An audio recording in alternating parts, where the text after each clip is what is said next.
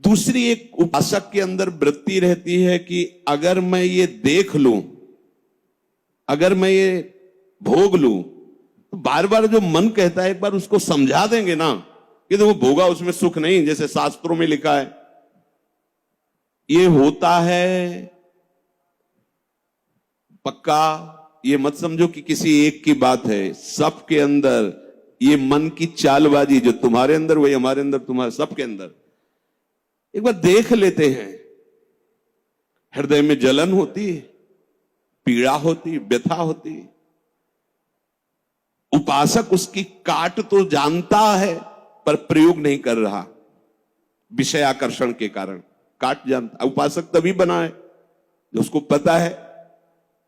अगर उपासक है तो सत्संग सुना ही होगा, शास्त्र स्वाध्याय किया होगा, तो शास्त्र स्वाध्याय सत्संग इसी के लिए तो ज्ञान मिलता है, इन्हीं से लड़ने के लिए। पर उस समय विषय प्रीता होने के कारण वो उनका प्रयोग करना भूल जाता है। अब जो ये बात आई है इस पर समझना होगा। पहली बात तो हमने पूरी आपको बता दी कि कहीं हमको लड़खड़ाना नहीं, निराश नहीं होना, किसी भी परिस्थिति में निश्चित भगवत प्राप्ति होगी। चुप शांत, कहीं कोई इसमें तर्क की कोई गुंजाइश नहीं है। भागवत में लिखा हुआ अगर मेरा भक्त है, अनन्य है, उसके हृदय में नाना प्रकार की विषय वासना है, तो मैं उसके हृदय में बैठकर उसको निर्विकार करता हूं। ध्रुवदास जी 42 लीला में कहते हैं, यद्यपि भक्त अनन्य जो विषय इंद्रियन बस होए, कर्मठ कोटि जितेंद्रियन ते समलाय न कोय। यदि वो श्यामा श्याम का अनन्य है पर विषयी है तो करोड़ों कर्मकांडी और जितेंद्रिय इसकी समानता नहीं कर सकते, क्योंकि कर्मकांडी को कर्म पर विश्वास है, जितेंद्रिय को अपनी जितेंद्रियता पर विश्वास है, और इसको प्यारे जू का भरोसा है, लेकिन इसकी बराबरी कोई नहीं कर सकता। यद्यपि वो विषय, यद्यपि भक्त अनन्य जो विषय इंद्रियन बस होए।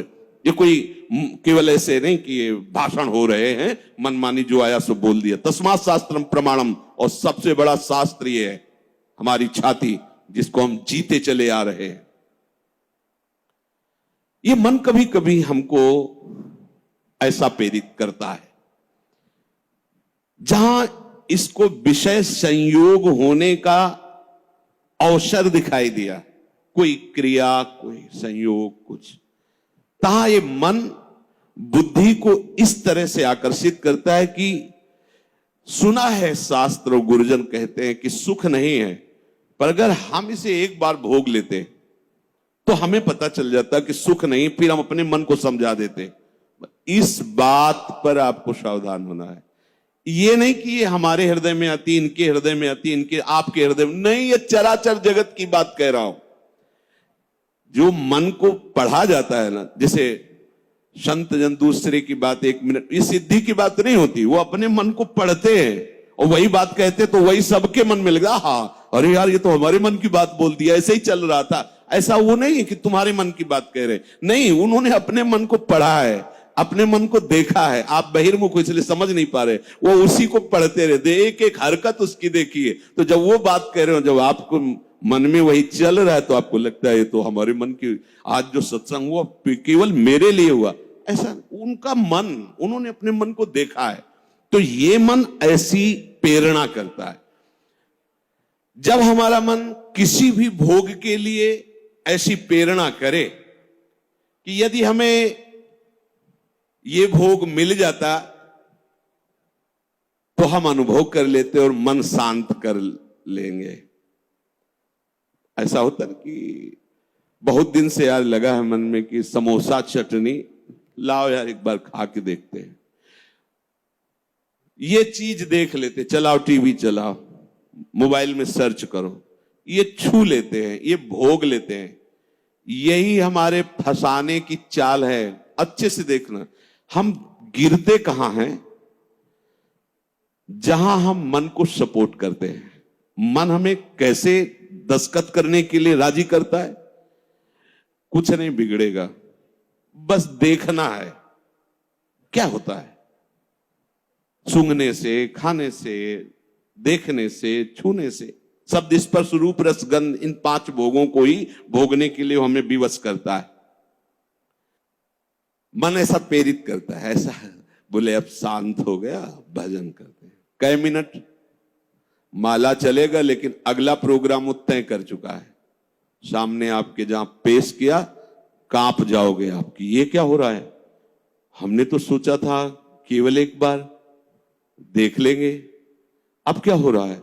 वो ऐसे दलदल में फंसा देता है कि अगर हरि का आश्रय नहीं है तो कभी नहीं निकल सकता, कभी नहीं निकल सकता। न जातु कामः कामना मुपभोगेन शाम्यति हविषा कृष्ण वर्तमेव भूय एवाभिवर्धते। ये विषयों की लालसा भोगने से कभी भी शांत नहीं होती। ब्रह्म ऋषि महापुरुष इनके अनुभव की बात है। न जातु कामः कामना मुपभोगेन शाम्यति। समझ लो, मन को ठीक करने के लिए महापुरुषों के वचन ही शस्त्र हैं, वचन ही प्रमाण हैं। जब हमारा मन ये लालसा पैदा करता है तभी हम उसमें तदात्म हो जाते हैं, क्योंकि हम सुख के लोभी हैं। वो हमें सुख दिखाता है, बस ऐसे, बस उसी समय विषयों की लालसा हमारे सामने प्रकट की गई, मन ने प्रस्तुत किया। ऐसा समझ लो कि जीव एक राजा है और बुद्धि उसकी रानी है और मन उसका मंत्री है। और इस मंत्री ने चतुरता पूर्वक पूरे राजमहल को अपने अंडर में कर रखा है। जैसा ये चाहता है वैसा दस्तखत दोनों से करवा लेता है। मन, हमारी बुद्धि एक एक वृत्तियों पर अधिकार कर चुका है। अगर बुद्धि निश्चय करती कि गलत है, बिल्कुल नहीं सुनता और दस्तखत करवा ही लेता है, समझना। और राजा इतना अधीन हो चुका है बुद्धि और मन के कि वो कुछ निर्णय करता ही नहीं है। जहां जैसे रानी ने इशारा किया तो मंत्री ने कागज रख दिया, उसने दस्तखत कर दिया, पढ़ा भी नहीं कि है क्या ये। अगर वो पढ़ ले और वो रानी और मंत्री की अधीनता को समझ जाए कि मैं इनके अधीन हो रहा हूं, तो आप समझो एक सेकंड में पूरा सिस्टम ठीक हो जाएगा, क्योंकि वो सर्व सामर्थ्यशाली है। बस चूक यही हो रही, आज तक कभी उसने पढ़ा ही नहीं कि क्या पेश कर रहा है, बस दस्तखत कर दिया। उस राजा की क्या दुर्दशा होगी जिसकी रानी और मंत्री भी उसके खिलाफ ही खड़े हुए हैं और उसको लग रहा है सब अनुकूल है। उस राजा की क्या दुर्दशा होगी? क्या है वो राजा, किस बात का राजा है? वही दशा इसकी है। ईश्वर अंश जीव अविनाशी चैतन्यमल आनंद सुख राशि। वो जीवात्मा बुद्धि की प्रियता में, मन की सलाह में फंसकर निकृष्ट भोगों में, कहां आनंद राशि, कहां चिदानंद घन स्वरूप और कहां मलिन प्राकृतिक भोग, हर में दस्तखत। सोच ही नहीं पा रहा है, ये लो, मांस लो, मदिरा लो, व्यभिचार लो, ये सब में दस्तखत। यही दुर्दशा हो रही।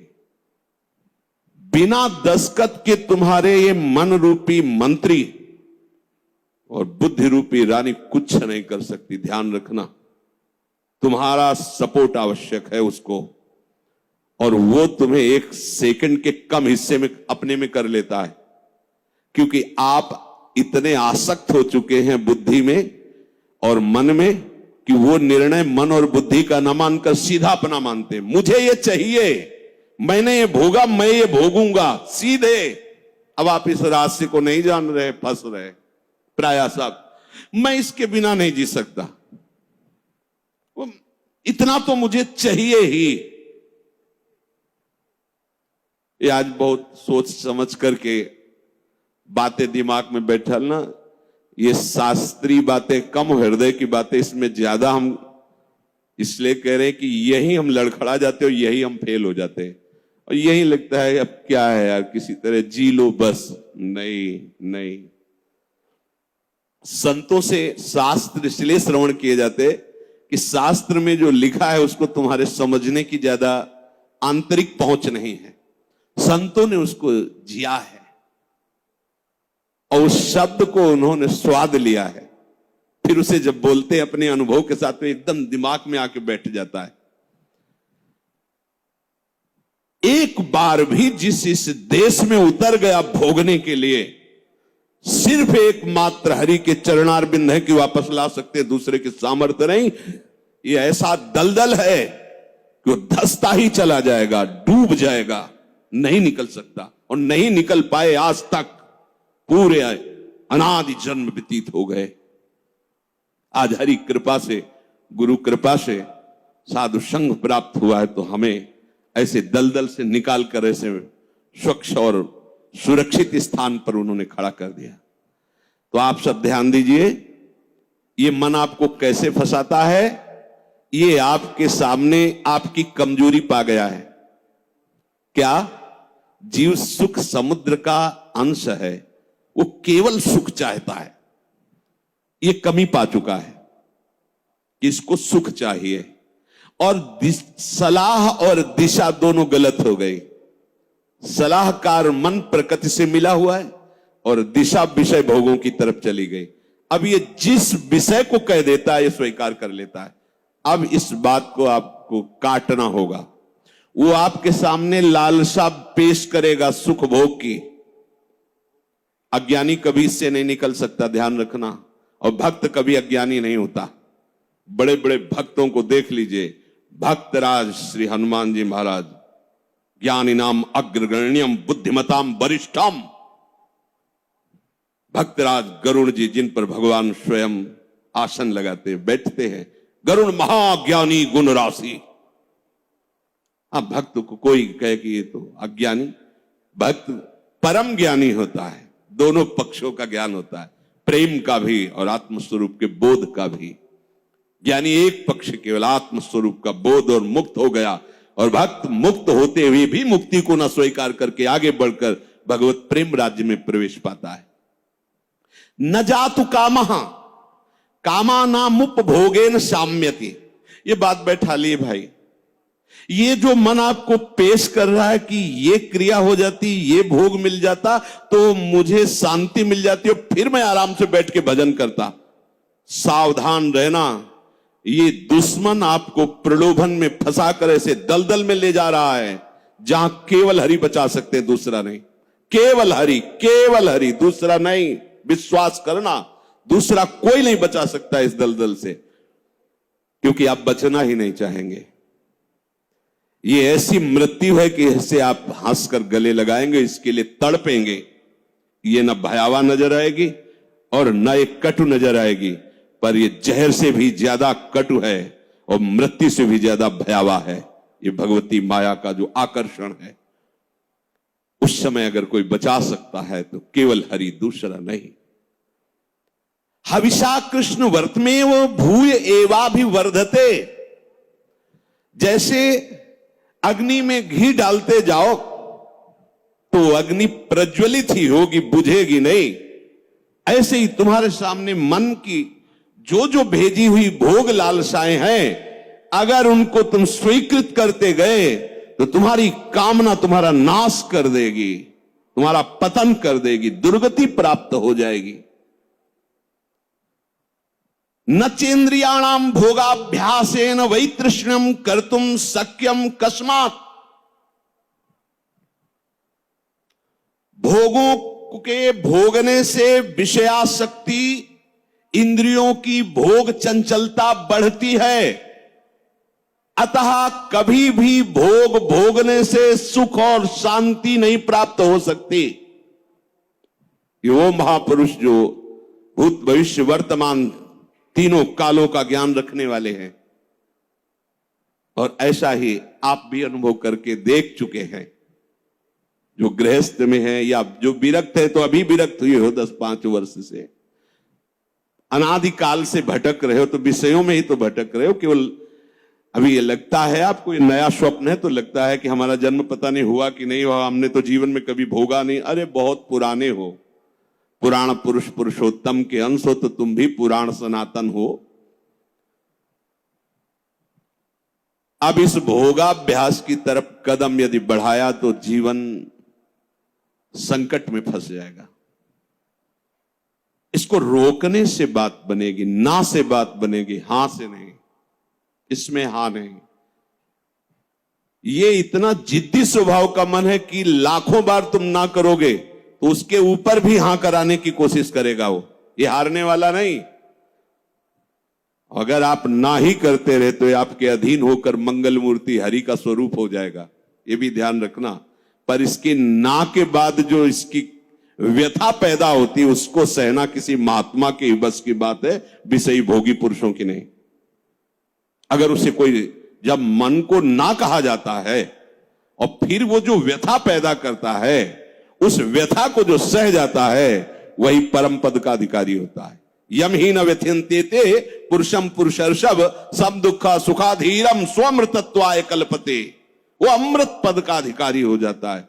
आप अमृत पद के अधिकार के लिए ही निकले, इसलिए सहना पड़ेगा। और वास्तविक सहना है ही नहीं, भ्रम है। अगर थोड़ा सा विवेक जागृत हो जाए तो हंसकर निकल जाओगे, कोई जलन नहीं, कोई परेशानी नहीं। ये केवल माना हुआ है। जो हम देख रहे हैं कि सामने वो सर्प है, वो है रस्सी।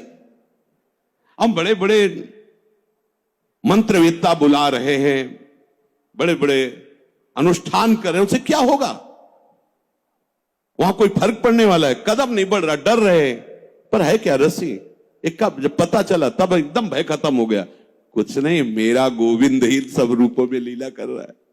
जहां ये असलियत पता चला तो कोई क्लेश नहीं, कोई हंसी आएगी, अपने ऊपर हंसी आई। का फंसा था। जैसे ठूंठ को भूत मानकर भयभीत हो रहे, पर जब नजदीक गए तो हंसी आएगी।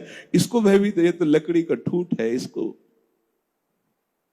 न चेन्द्रियाणाम भोगाभ्यासेन वै तृष्णम कर्तुम शक्यम कस्मात्। कोई ऐसा नहीं कि भोग भोगते हुए अपनी इंद्रियों को, मन को शांत कर सके। त्यागात शांति। और हमारा मन हमको क्या सलाह देता है? भोगा शांति। भोग लो तो शांत हो जाओगे। अब थोड़ी देर के बाद फिर चैन से भजन। मूर्खता नहीं, तस्मात् शास्त्रम प्रमाणम। पर ये जो मन व्यथा पैदा करता है, ध्यान रखना, सह वही सकता है जिसका नाम चल रहा होगा। राधा राधा राधा। हम कई बार उपासक जो नजदीक होते हैं, किसी भी अचानक पूछते हैं, कहां हो? बोलो बोलो, कहां हो? जी कहां हो? क्या चल रहा है? मंत्र चल रहा है, नाम चल रहा है, वाणी जी चल। जी नहीं, तो क्या चल क्या रहा है? कहां हो? अब चलने लगा। ऐसे अब चल। हर समय ऐसे ही आपको टोकना है, देखना है। जिस समय आप नाम से रहित होंगे उस समय दी हुई मन की व्यथा को तुम नहीं सह सकते। और नाम चल रहा है तो बीच में आ गया, उस व्यथा और आपके बीच में नाम चल रहा है पूरा का। जैसे बुलेट प्रूफ नहीं होता, गोली मारी तो छाती में लगते नजर आई पर वो अंदर प्रवेश नहीं कर पाए। वो जैकेट पहने बुलेट प्रूफ। ये बुलेट प्रूफ है। कोई भी विषय आक्रमण जब नाम चल रहा है तो आपको परास्त नहीं कर पाएगा। देख लेना, आप उसी समय हार रहे होंगे जिस समय नाम नहीं होगा। पकड़ लेना। अगर राधा राधा राधा राधा, सब ठीक हो। विषय भोगने की लालसा मन तुम्हें देगा, तुम अस्वीकार करो। क्योंकि भोगने से जैसे अग्नि में घी डालने से अग्नि और प्रज्वलित होती है, ऐसे इंद्रियां और बलवान होकर भोगों की तरफ तुम्हें घसीटेंगी। तुम्हें शांति प्राप्त नहीं हो सकती। कस्मात, किसको हुई है आज तक? यतो भोगाभ्यास मनु विवर्धन्ते रागाः कौशलम चेन्द्रियाणाम। जो भोग भोगने में सुख के अनुभव के भ्रम में फंस गया, उसकी इंद्रियां उसे कला कौशल पूर्वक भोग में और फंसाती है। ऐसे से करो, ऐसे करो, इसको उसको, ऐसा वैसा, नष्ट कर देती है। माला लिए बैठा है और सोच कितना गंदा। ध्यान में बैठा है, चल कहां रहा है? पूजा कर रहा है, कर क्या रहा है अंदर से? क्या हुआ? ऐसा क्यों हुआ? क्योंकि भोगाभ्यास, इंद्रियां बलवान होकर के अपने अधीन कर लिए उसको। यद्यपि मृषा, बात झूठी है, कैसे अधीन हो सकता है? पर छूटत कठिनाई, बहुत विवेक की आवश्यकता है।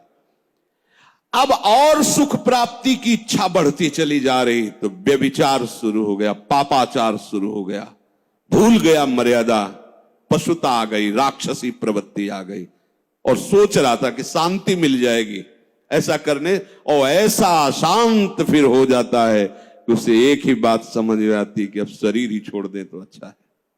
ऐसी स्थिति आ जाती है, घृणा हो जाती है उसको अपने जीवन से, जीना उसके लिए नरक लगने लगता है कि ऐसा जीवन, क्या जीवन।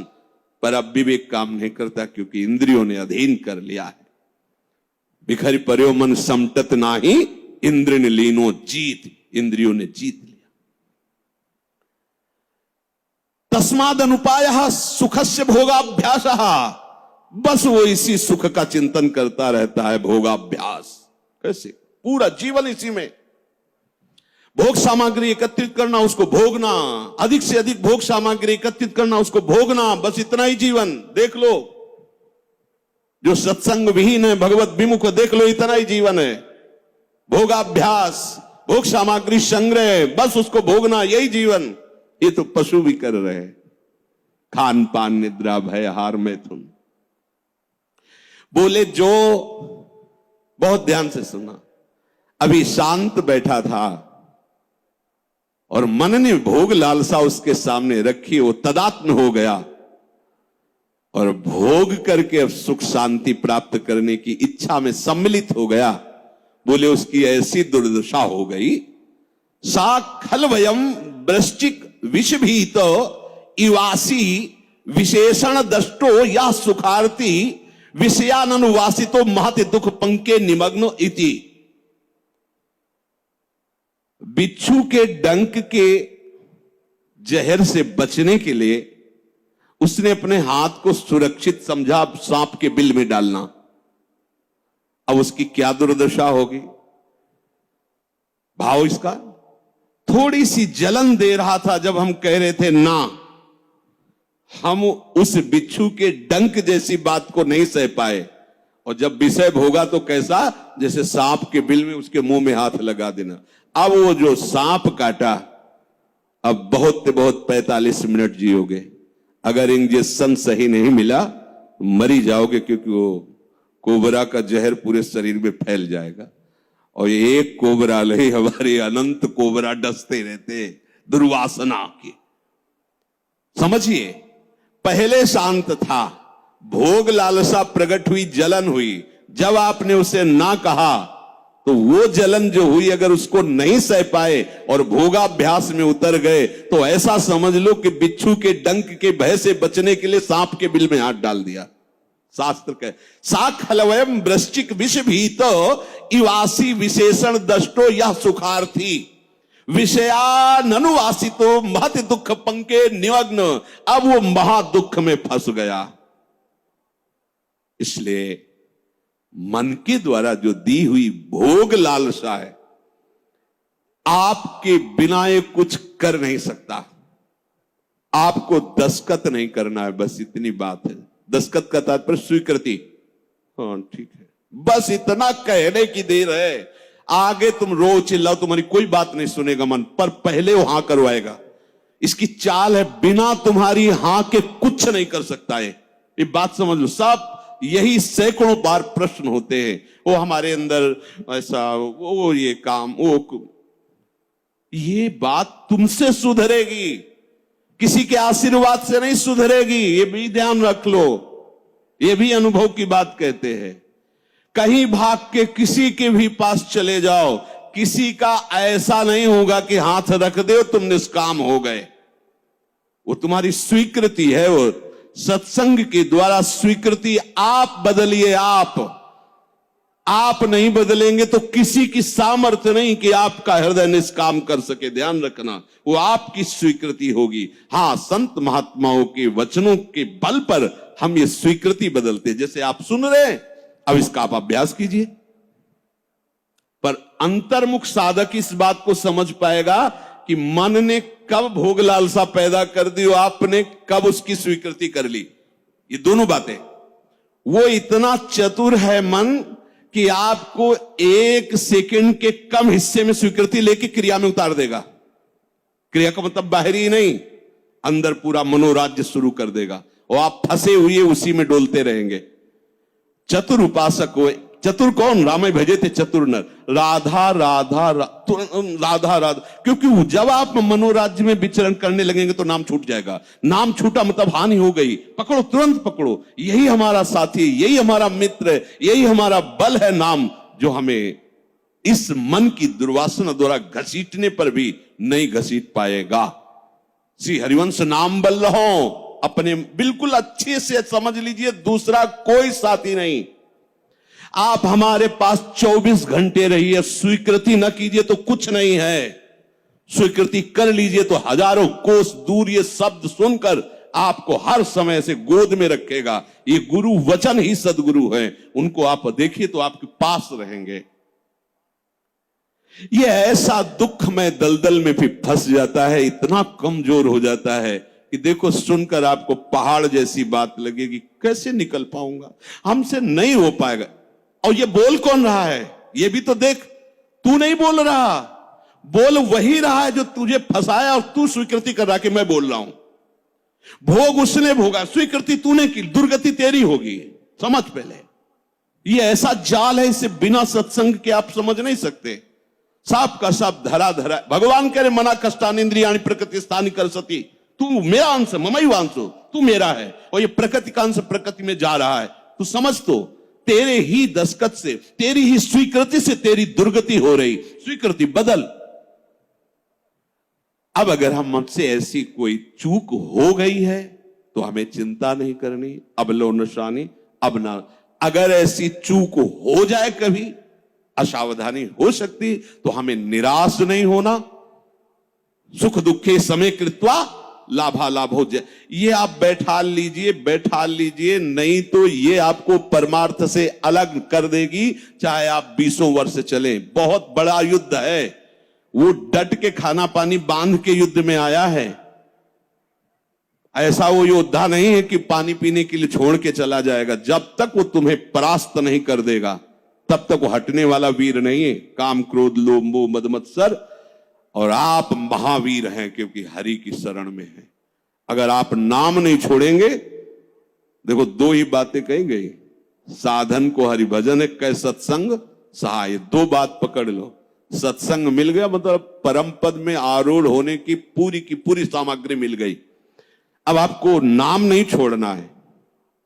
जहां नाम छोड़े तो आप समझ लो, हानि हरिवंश के नाम अंतर कहे हनुमंत विपत्ति प्रभु सोई जव तो सुमिरन भजन। अगर नाम चल रहा है और ये जाल बुनकर फंसा भी लिया है तो कुछ भी हमारे संस्कारों को नहीं बिगाड़ पाएगा। ध्यान रखना, नया संस्कार ये पैदा नहीं कर पाएगा, हमारे अंदर निराशा पैदा नहीं कर पाएगा, ये भोगाभ्यास दृढ़ नहीं कर पाएगा, ये हार जाएगा।